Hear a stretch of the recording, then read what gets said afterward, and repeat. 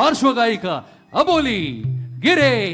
आणि ये मेरा भाग्य है कुमार सानू सर के सामने भाऊ दादा मकरंद दादा यांच्या पुढे मला ITSF अवॉर्ड्सच्या निमित्ताने सादर करायला मिळतंय माझा परफॉर्मन्स. मला खूप बरं वाटतंय. So fingers cross.